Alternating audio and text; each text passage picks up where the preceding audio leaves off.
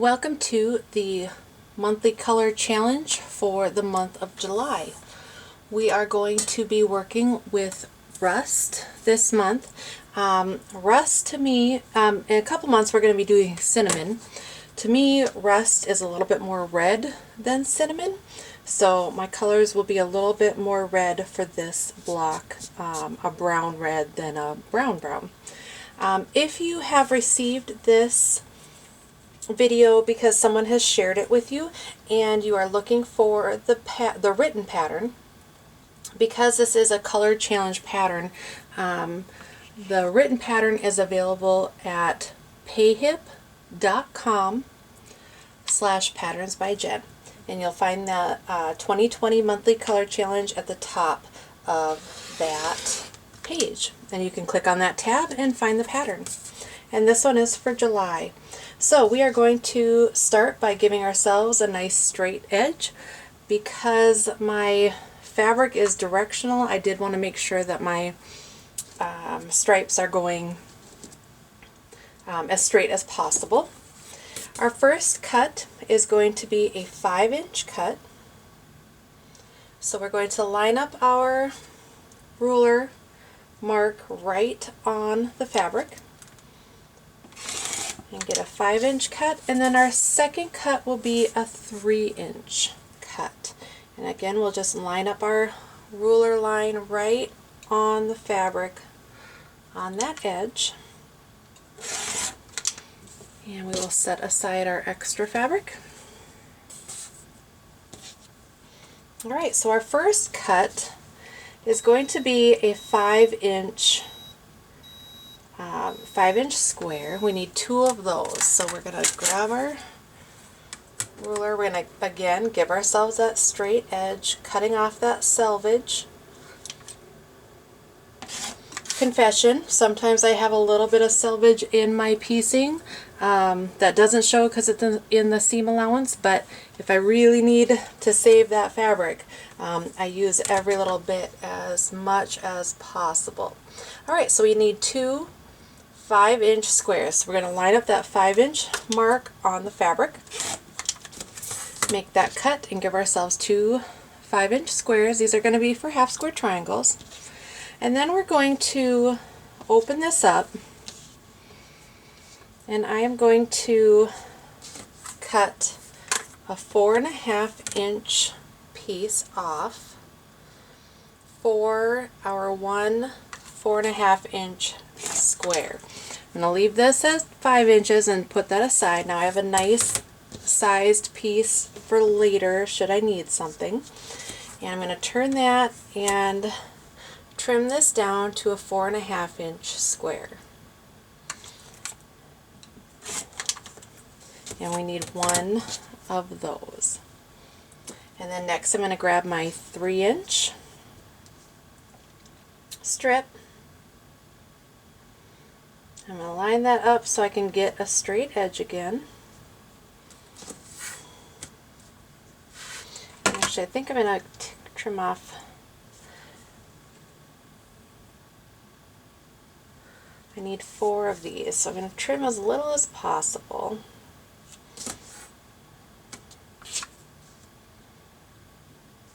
And give ourselves that straight edge by trimming off that selvage.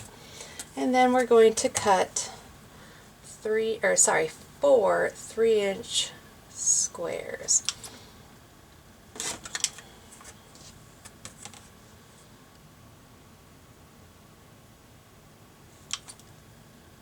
Okay, and that is it for our dark rust fabric. We have 2 5-inch squares, 1 4.5-inch square, and 4 3-inch squares. Okay, for our light rust background, or our white or black or whatever fabrics, there have been some really pretty fabrics coming out for our background fabrics. We're going to grab, if you've cut ahead of time, you're grabbing baggie number 7, and you should have 2 5-inch squares, 4 3-inch squares, and 8 2.5-inch squares in that baggie. And so we're going to do that with our light rust. So I'm going to give myself that straight edge.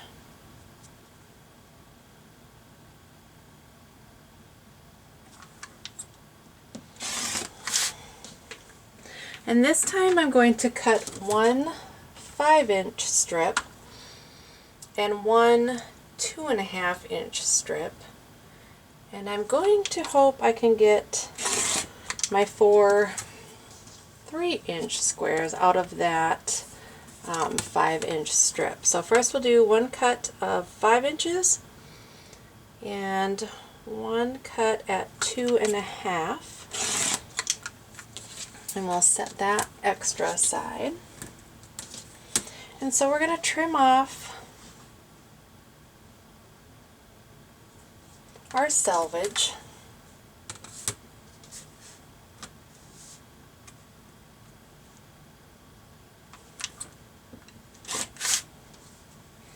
And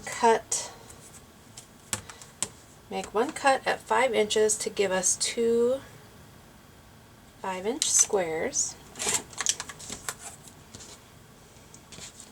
And then we're going to trim this piece down to 3 inches this time, right away.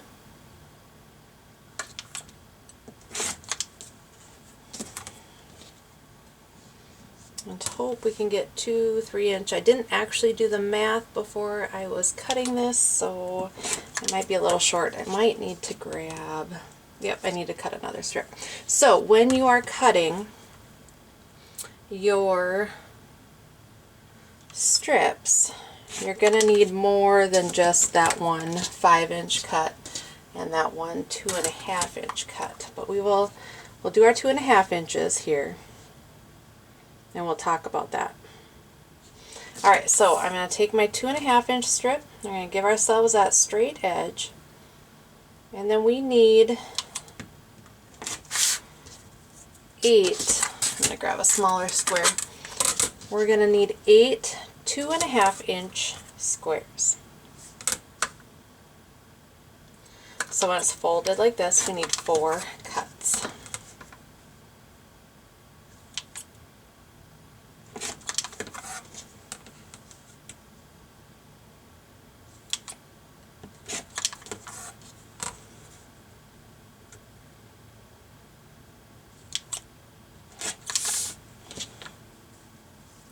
Alright, so we have 8 of those. So I need to grab my light rust fabric back and get a 3-inch cut from this fabric.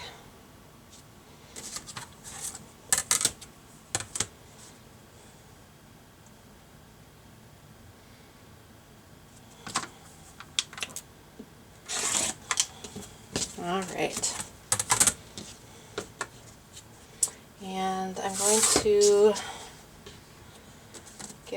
I'm just going to cut this, give myself a straight edge on this side because I only need 1 square because I was able to get 3 out of that 5-inch cut. So give myself that straight edge, flip it over, and give myself a 3-inch square. Okay. So now for our light or our background, we once again have 2 5-inch squares. We have 4 3-inch squares, and we have 8 2.5-inch squares. The 2.5-inch squares you can set aside for later, and we're going to grab our, I use a separate board for marking my half square triangles and my whatever diagonal lines I need. So I pull that out. That way I'm not marking up my mat. It's just an old mat. There are different ones you can use, but I just cut up an old used mat and use that as my marking tool. So, and you're just going to draw a line from one corner to the next. And these will be for our half square triangles.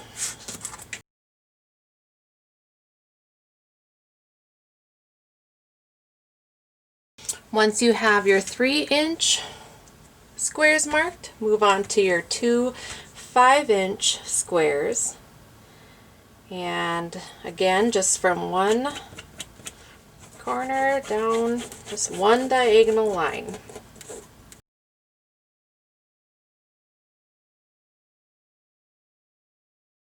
Okay, we are going to match up our 5-inch squares of marked background with our dark rust, and we're going to take our marked background 3-inch squares and add them to our dark rust 3-inch squares, and we're just going to do right sides together.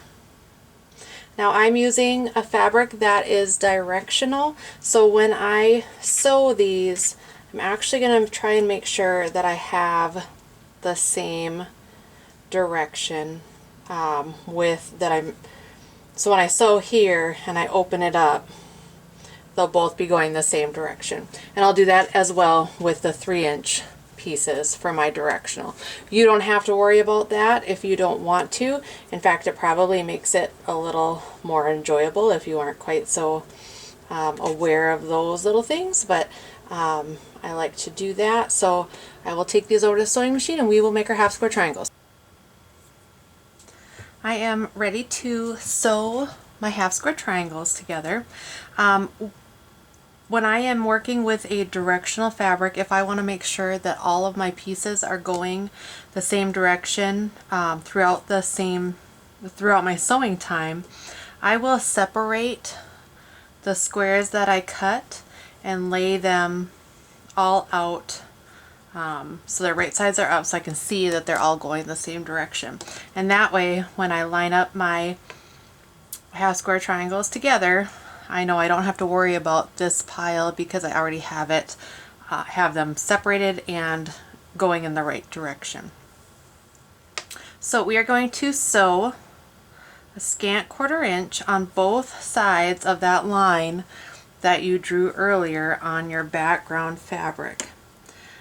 To do so, I have a 1/4 inch foot, and I just make sure that that 1/4 inch foot rides right on top of that drawn line instead of alongside it. I make sure I sew on top of it.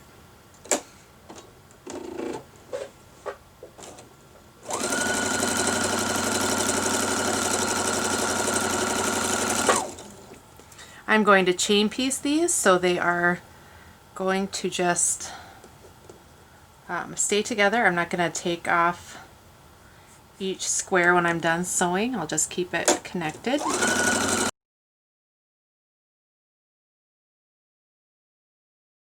Now, because I am making half square triangles out of the 5-inch size squares, I'm going to continue just sewing along the one side of the drawn line. So I'm going to continue chain piecing, keeping those 3-inch squares together and just adding the 5-inch square.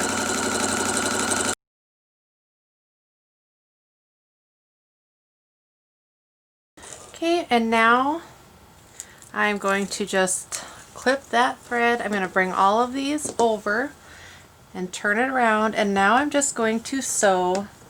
I'm going to keep them all connected, line up my presser foot, so again it's on that drawn line, but now I'm sewing on the opposite side because I've rotated my chain stitching pieces.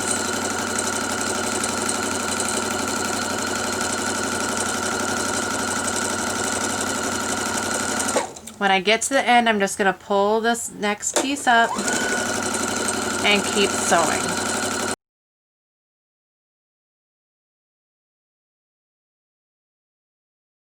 All of my squares are stitched together. I just did a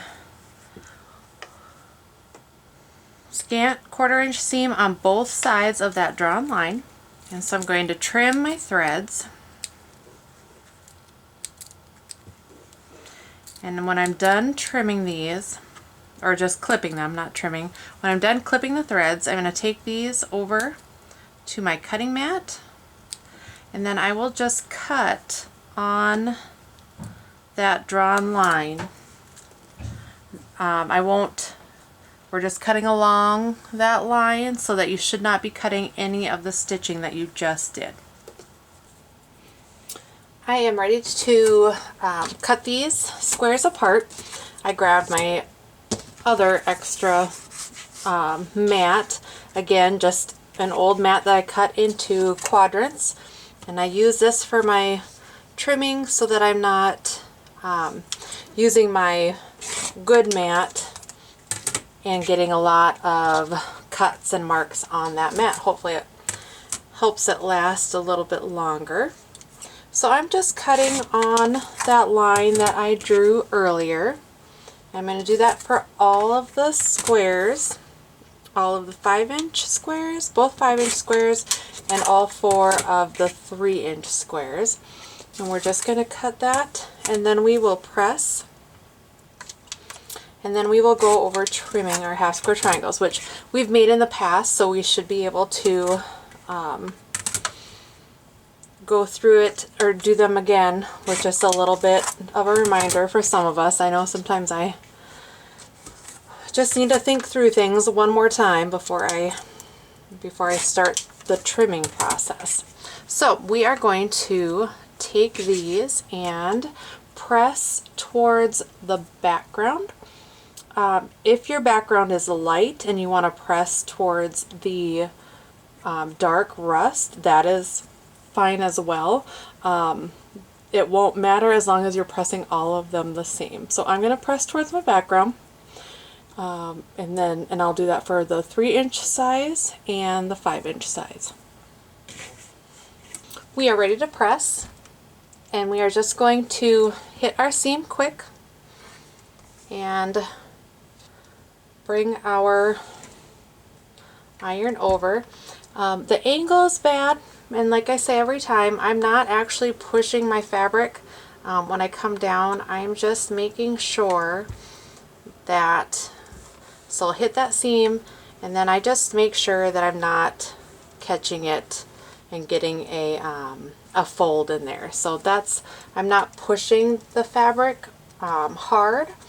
I'm just kind of skimming over it, if you will, just to make sure I'm getting it all on that end, and I don't end up with a little lip on my half square triangle seam. So we'll continue that with our 3-inch.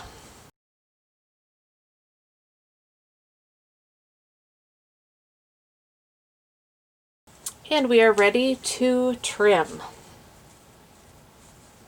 To do the first trim, I will use my regular 6.5-inch square. You can use your larger rulers if you need to, if that's what you have. The only thing you really need is that 45-degree mark on your ruler, because we line that up on that seam. We want to make sure we're trimming these to 4.5 inches. These are the larger squares, the 5-inch squares. So we want to make sure our 4.5-inch line is inside both of those sides of fabric so that we have something to trim off when we rotate this square. So our diagonal is on there. We're just going to trim off a little bit off the side and the top. We're going to rotate it. Our seam is again still going that same direction, so we can use that 45-degree mark on our ruler. This time we're going to line up the 4.5-inch right on the edge. It's on the fabric, but along the edge as well. And that 45-degree line is on the seam. And you can see we're just trimming off a little. There isn't much there to trim off, and you have your perfect half square triangle. And we'll do that with all of them. So again, just lining on up that 45-degree angle, making sure the 4.5 is inside the fabric line. Rotate for the 4.5. Line is on that fabric edge now. And we will do that for the last two.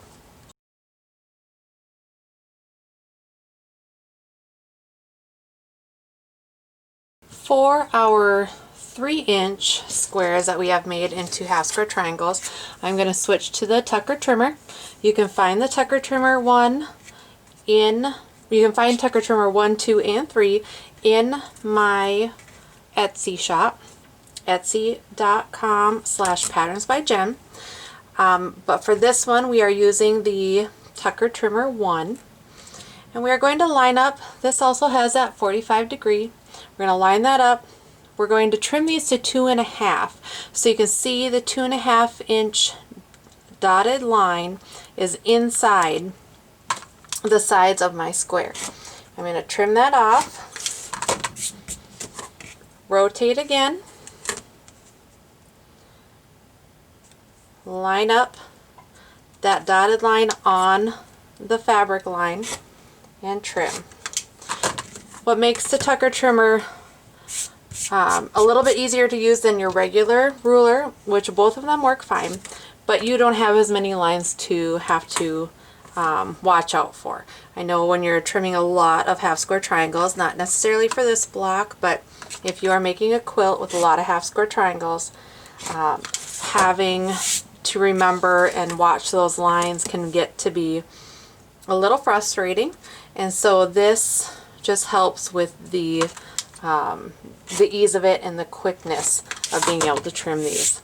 So we will continue to trim our smaller blocks down to 2.5 using the Tucker trimmer 1.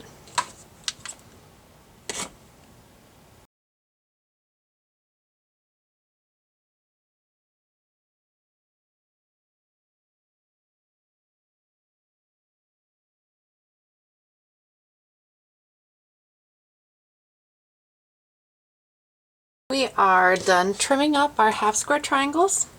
We've done 8 2.5 inch squares, half square triangles, and 4 4.5 inch. Now we're going to take our 2.5 inch background squares and we are going to make our hourglass units. To make our hourglass units, you need your 2.5 inch background and your 2.5 inch half square triangles. You'll want to note the direction that your half square triangles are facing, and when I'm doing something like this, again, I like to open up. When I've cut them in pairs, I just separate them right away. That way I can just go to the machine and sew and not have to worry about separating or messing this up because I'm trying to separate this and now I've turned my half square triangle. So background square here, half square triangle here with your background away from your square, and you're sewing your dark rust to the background fabric. So we'll flip it and sew. Let's go make those. I went ahead and chain pieced my hourglass units. Well, they will be hourglass units. They're my half square triangle. And what I did is I sewed so that my half square triangle unit, the seam was going this way. So as I sewed, that seam stayed down. I forgot on this one, so I'm just gonna, it's still sewn correctly, but while I'm pressing my chain pieced units, that one's gonna be turned wrong. So I'm going to press all of my seams to the background, and I'm going to keep these connected. I'm going to keep these connected, and we're just going to hit the seam with our iron, and then we're going to go ahead and just press. And then I will clip that thread, and I will do my lone little unit that I sewed the wrong side up. It's still correct, but I had it backwards on my machine. And then I'm going to finish pressing, but I keep them connected as I chain piece them. Now I'm leaving them as I'm pressing them. Instead of having to take from a stack and individually lay these out and press, I can set that seam, all of them at one time, and then just go through and press quickly. They're already laid out. And then clip the thread that's holding them together from my chain piecing. And we're done with that. I don't know if it actually goes faster that way, but it certainly makes me feel like I'm going faster, and that's really all that matters in the end, isn't it? That we feel like we're getting it done quicker. Alright, so we have 8 of these units. I'm taking 4 from this stack, and I'm simply going to rotate it so that we are now half square triangle points, making our hourglass units. So I'm just going to flip this over now, and because we pressed all of them to that background square, now our seams will nest up together nicely, and we can just sew them like that. You can pin if you want. If you do pin, remember I recommend that you go from one side, going underneath and coming up on this side. So you're coming pin in this way on this side of the seam, come up on the other side of the seam. That way as you sew and you get here, I like to stop my needle right after I've gone across that seam. And then I can pull my pin knowing that seam has already been stitched and it's held in place. By having it come diagonally across this way, I can go over with my presser foot, and the presser foot doesn't push the needle or push the seam or get stuck or anything like that, and I can simply keep sewing.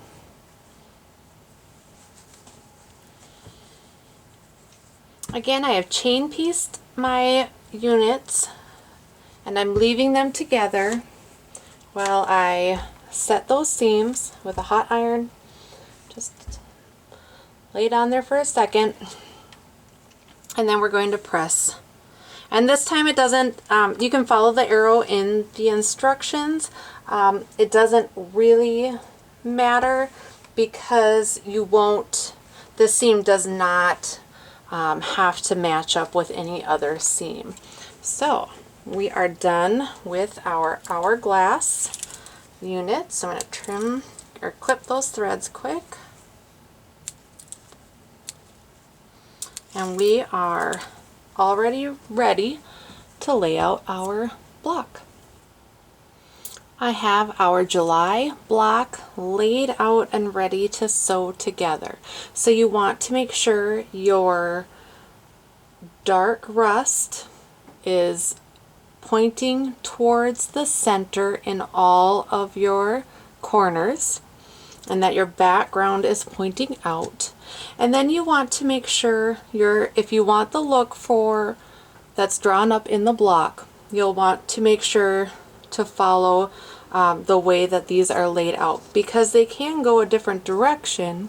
It doesn't really matter, but if you're looking for the look that is in the pattern, you'll want to make sure you are noting the direction of our hourglass blocks. So as I usually do, I'm going to start by taking the middle blocks of our square and turning them over, and I will bring them to the sewing machine laid out like that, knowing I am sewing on this side, because when I come and I sit at my machine, then that will be the side by the needle. Okay, I just want to mention that when I stitched along the seam, I did stitch with my hourglass unit on top. So that means when I went over to my machine, they weren't laid out with my hourglass units all on top. I did have to flip them. But by sewing with the hourglass unit on top, I can make sure that I am sewing and making sure I'm on this side of that point so that I don't lose my point in the seam when I sew. So I'll clip one of these off quick. it will be hard to see, but I make sure that here's that point from where my half square triangle unit comes together, and I make sure I'm on the side closest to the seam, the open seam, away from that point, so that when I open it up then and I'm pressing, I haven't lost my point. So I stitched with the hourglass units all on top, but we are actually going to press to the other units. So we have our center square and then our larger half square triangles, and we're going to press towards those so that when we put our blocks or our rows together, those seams will nest up. So we'll lay this back out now. So I'm going to come here and I'm going to make sure that once again when I lay these out that my dark rust is pointing towards that center. So I don't want to accidentally put this here. Now I know, I can see that's not right, but it happens. That's why we have that seam ripper. So try and make sure when you've laid out your pieces that you've sewn that your dark rust is pointing towards your center. Alright, next we're going to sew the last unit in our rows. And so once again, I'm going to bring this to my sewing machine like this. But when I get ready to sew, I'll actually take this piece and flip it, keeping it all lined up, and now I'll sew this way so that I can watch where my points are when I'm sewing that seam. Alright, I have sewn the last 3 units to my row. And I again sewed with the hourglass units facing up. Now if you do that, you'll notice you can't actually see the point here. But what I do is I sew until I get about, where my presser foot is here, so that I can just kind of tip this up, check where that point is, and hopefully not lose it when I sew. But I do still sew with it up this way just because I can tip up this seam and take a quick peek where that point is, where the threads come together, so I can still try and make sure I am sewing on this side of that point. I'm going to just flip these over, and we are going to once again press towards the center unit and those large half square triangle units so that our seams will nest up when we lay our block out.